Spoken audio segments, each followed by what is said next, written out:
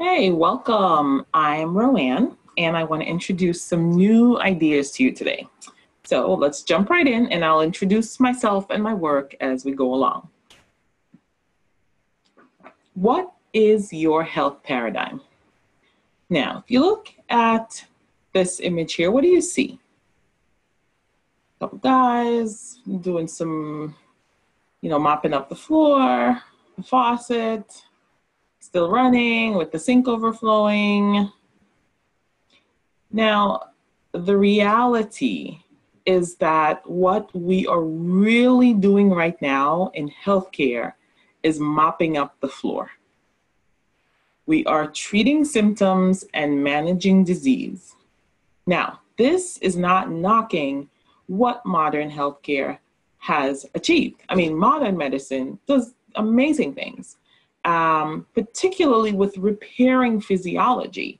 I mean, we have robotic surgery, for Pete's sake, and people are going home the same day, back to work in 2 days for things that would take a week or longer. However, almost 50% of the US population have at least one chronic disease. At least one. Chronic, as it's persisting, it's repeating, it's not going away. So what I want to share today is a new yet old paradigm, self-healing. Self-healing is about our body's miraculous ability to auto-regulate. Its natural tendency and desire to go towards equilibrium and balance. It's how we turn off the faucet. So my name, like I said, is Roanne, and I am a holistic lifestyle coach. I'm also a lifestyle prescriptions provider and a thermobuzzer imaging specialist. I also present workshops and I do speaking engagements, and everything I do is around educating.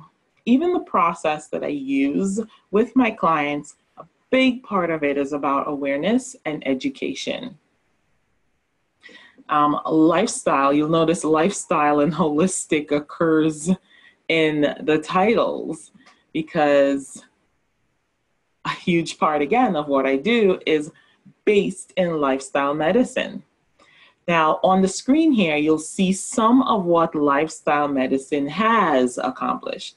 Not can accomplish, but has, like it's proven. It's done these things, right? Dean Ornish's lifestyle program has been proven to reverse heart disease and is now covered by Medicare. Now, you know that Medicare isn't going to cover just any and everything.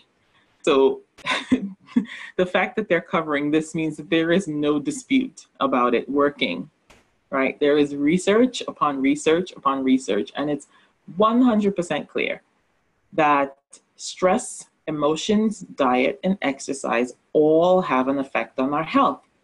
I think at this point, everyone knows this, right? That we can affect these things like weight loss, cholesterol, heart disease, blood pressure with things like diet and exercise, like lifestyle.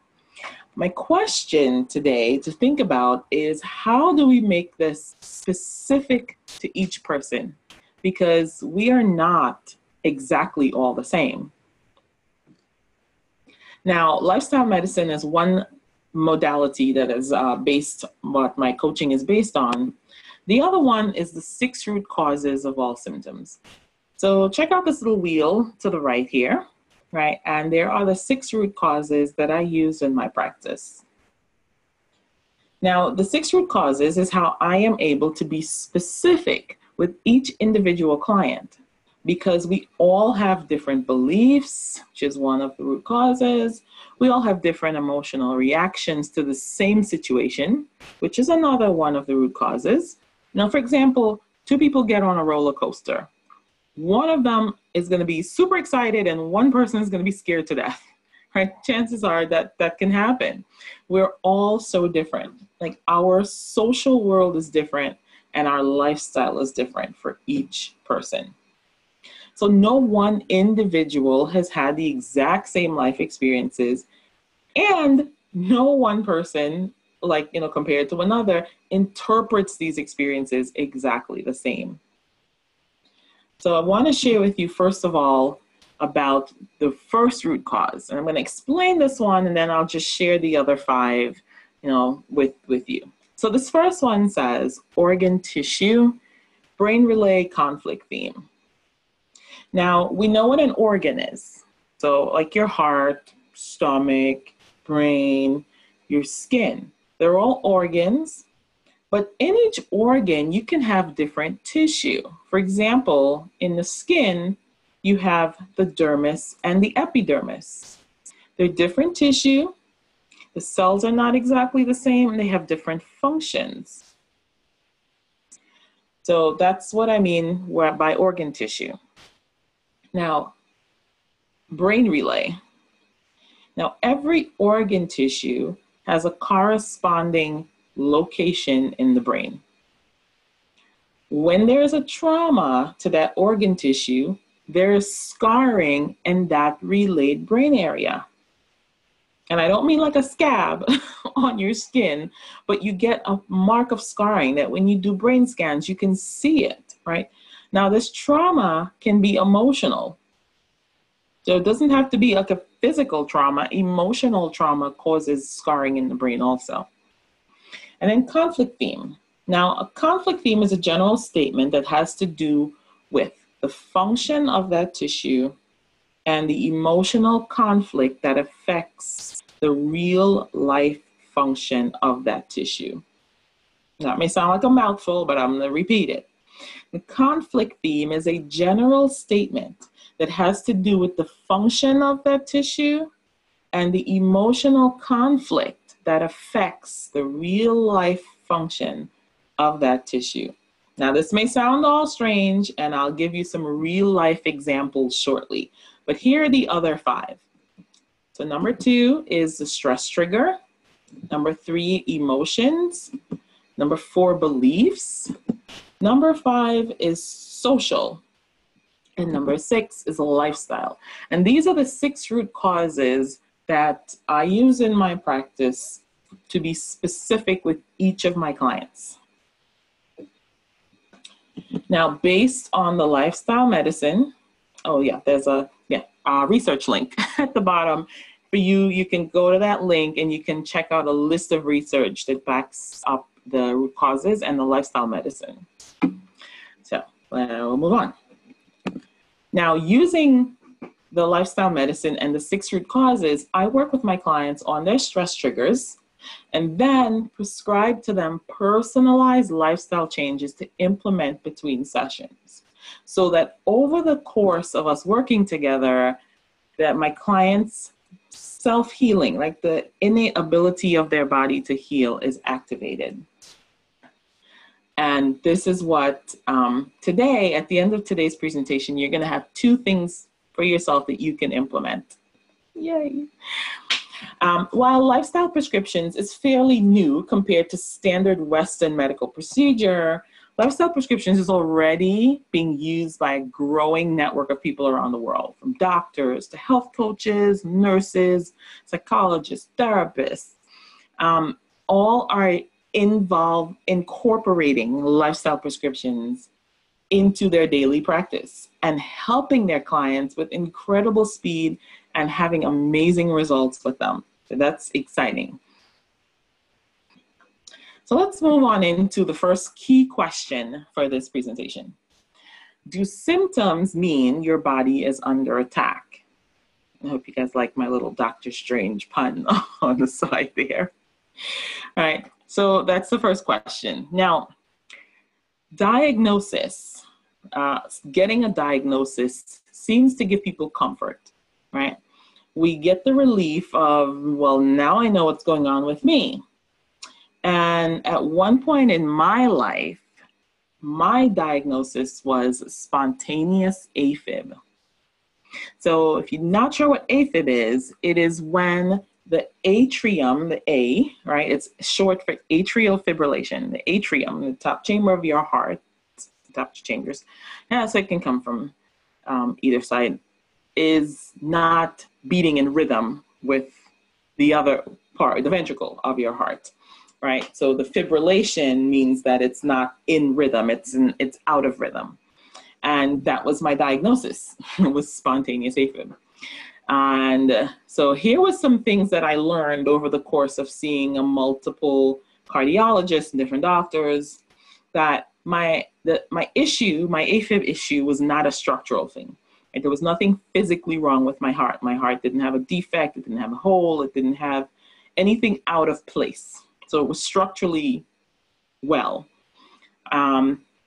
Now, every time I would have an attack, I would feel it coming on, because, and I would panic, honestly, because the first few times I did not know what was going on, and I swore I was dying. I was like, I would panic. You know, what else would you do? And you're like, my heart's not beating right, and I don't know why, and I don't know how to change it, and I don't know how to stop it. It's scary. After the third cardiologist gave me the same diagnosis, and said, like, apart from prescribing me a blood thinner, there was really nothing they could do for me. So saying it was spontaneous AFib sounded like they were giving me a diagnosis, right? But what I realized is that they just didn't have a cause. They did not know what was causing my AFib, and they didn't know how to stop it from happening. Now, with this marvel of a body and this supercomputer brain that we are still learning new things about every day, why would my body do something random or spontaneous? I mean, even a real computer doesn't do random and spontaneous things, right?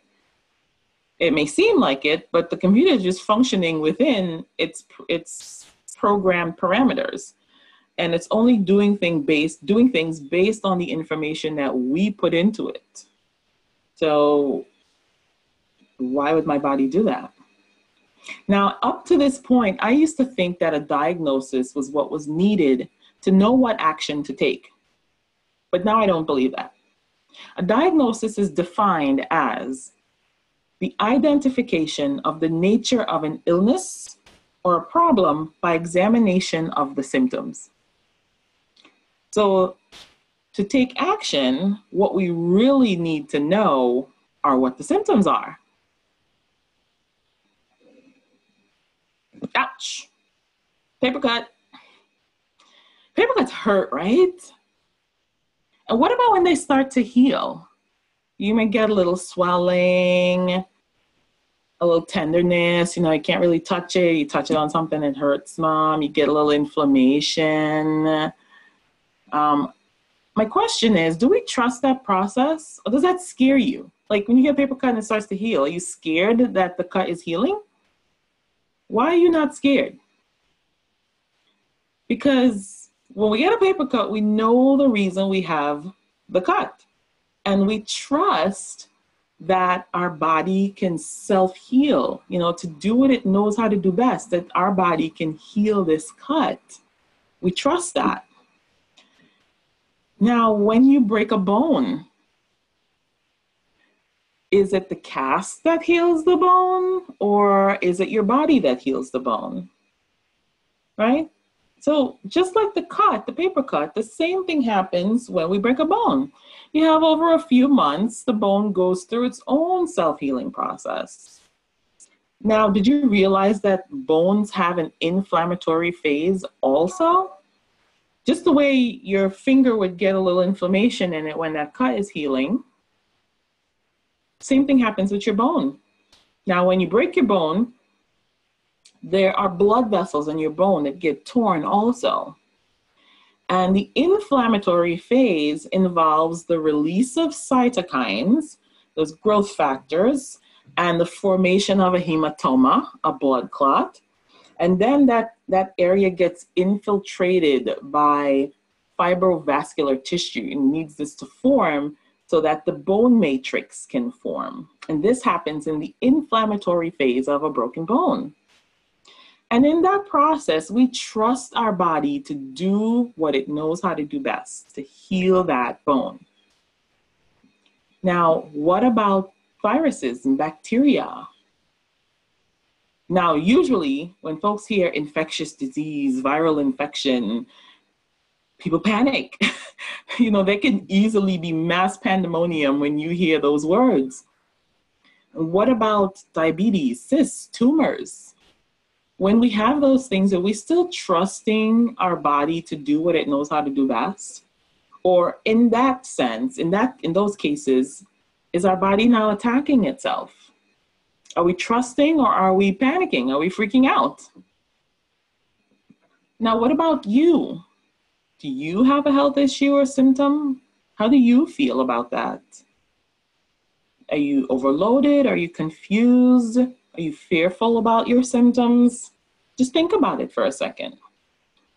What question do you ask yourself when you have a pain or skin rash or high blood pressure or virus, a breast tumor, swelling, or some other kind of symptom? Is it why? Do you ask the question why? Do you want to know why?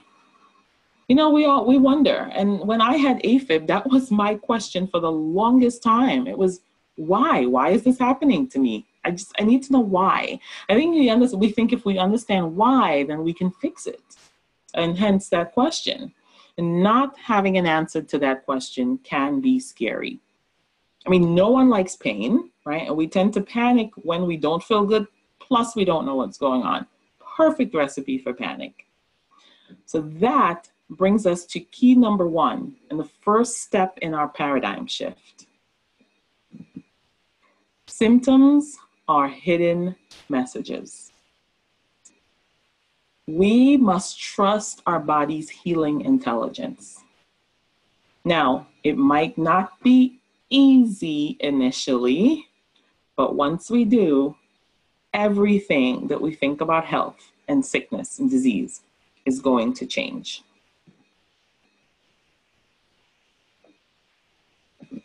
Now, so what's self-healing? Right? Now, self-healing is about our body's miraculous ability to auto-regulate. Our body's natural tendency to and desire, like our body wants to go towards equilibrium and balance. Our bodies don't want to be sick. We want to be healthy. Now, self-healing doesn't mean doing nothing. That is the worst misconception ever. Self-healing is the opposite of doing nothing. Self-healing is focused on doing everything needed to support our body's natural self-healing and auto-regulation. It's our responsibility to remove the blocks so our body can do what it knows how to do. And this brings me to question number 2. How do we find the why? The root causes, including the things that show up in our little wheel on the right side there, stress, the social, the beliefs, the emotions that are impacting and, bringing us symptoms. How do we find that? What's causing it? What's triggering it? What is your specific needle? What's your why?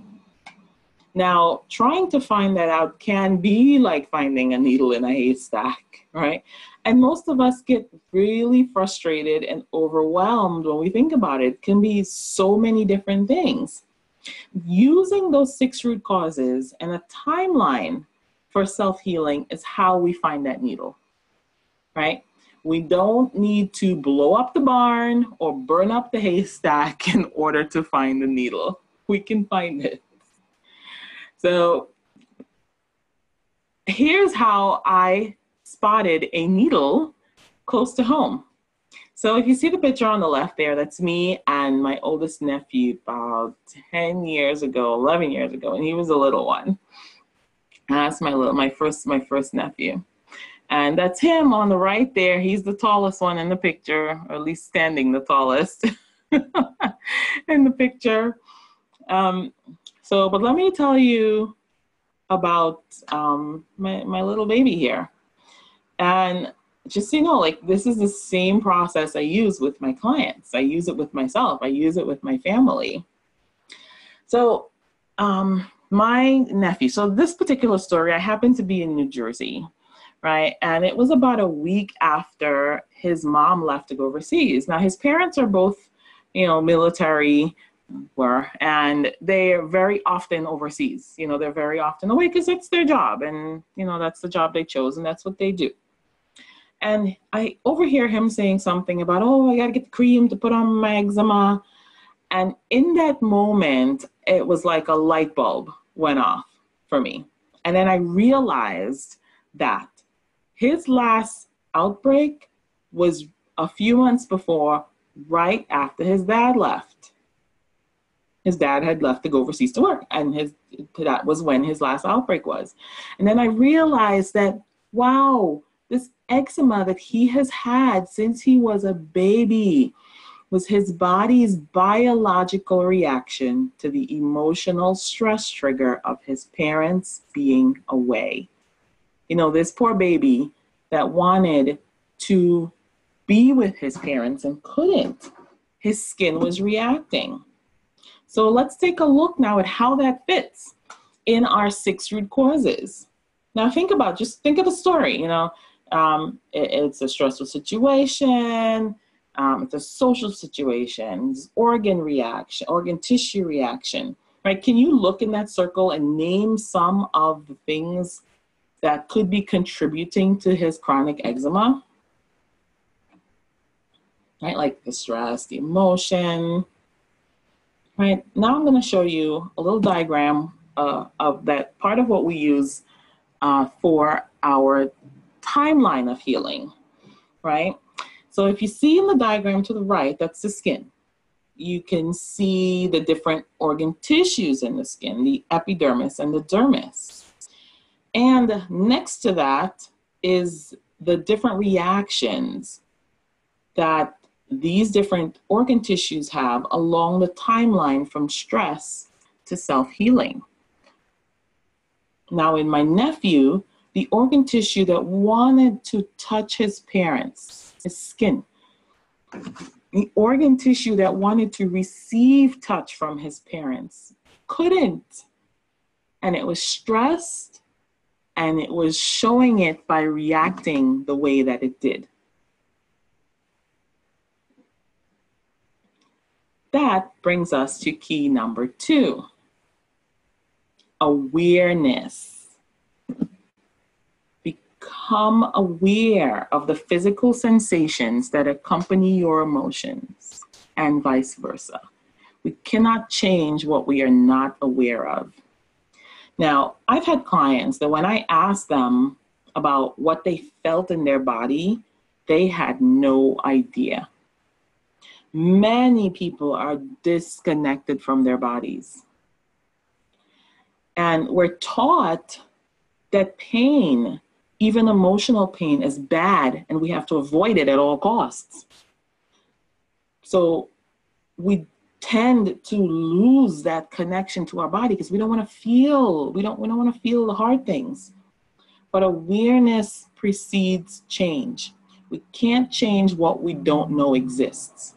Right? So become aware of the physical sensations that accompany your emotions and the emotions that accompany your the physical sensations you may feel in your body. So let me tell you a little more about the AFib I used to get. Now, I knew what it felt like when an episode was coming on. I could tell, I could feel it as it was starting. And after an episode would pass in about 24 hours, I would be physically exhausted, run down, and I needed to rest for a few days. Now, averting the panic that I was used to going into was a huge step for me because there was one particular episode that for some reason I didn't panic. My guess is at that point I'd been through it enough times and I knew I wasn't gonna die. Right? I'm laughing now, but it was serious then. But that particular one, I was like, I know what this is. I knew what it was. And so I didn't panic. And it came on, it, hung out for a little bit. And when that episode was passed, the after effect was not nearly as bad as the previous ones I'd had. Now, at that point, I was aware. So I allowed myself the space to observe what was going on instead of going directly into panic like I was used to doing. So I want you to give yourself a few seconds every day just to notice how you feel in your body, especially when you're having an emotional reaction to something. Actually, how about we do that right now? We'll take 30 to 60 seconds. 60 seconds will be good. And let's just scan ourselves from head to toe. So if you can, close your eyes. If you can't, don't, especially if you're driving, do not close your eyes. But if you can, close your eyes and just put your attention at the top of your head. How does your head feel? How does your head feel? How does, and scan down your body. Just move your attention down. How does your face feel? How does your neck feel? How do your shoulders feel? Are they tight? Do they need a little massage? Maybe some movement? How do your arms feel? Your chest, your stomach? Now, stomach's a nervous place for a lot of people. How does your stomach feel? How's your back feel? How do your hips feel? Your thighs, your knees, your calves, your ankles, your feet. How do they feel? What's coming up for you? Did you notice any throbbing or pain, any tightness? Any particular part felt warm or cold? Did you notice any heaviness or maybe lightness in an area? Did you notice any part of your body relax? Now, just sitting and observing your body is great for paying attention to your body's messages, but it can also help move you into relaxation, right? In just a minute, in just 60 seconds. So, number one, your 2 lifestyle prescriptions. Remember that symptoms are hidden messages. And awareness. Do a 1-minute body scan every day. Just 60 seconds. You can set a timer. Those are your 2 lifestyle prescriptions. So let's move on in to learn more about what Shift Your Health is. Right now, this is a program that I created because I wanted to give people a way to be able to take steps for themselves. I find that a lot of folks don't step up and out until something drastic happens. And I don't want that for you. I want you to be able to show up for yourself, to show up for your loved ones, to show up for your church, for your community. I want less sick people in my world. And so that was one reason. So let me go in and share more about this program with you. All right, so this is what you'll be getting during the 4 weeks. It doesn't drag on forever, it's just 4 short weeks. In week 1, we'll be minding and mining our mind. Right now, if you think about it, what is your mind anyway? Like, is it a physical thing? Is it something else? And how does your mind affect your health? Week 2, we're going to get into emotions. And as I mentioned before, we're taught to avoid quote unquote painful emotions. Those ones that we don't really like. We don't want to feel sad. We don't want to feel hurt. What do we do about those?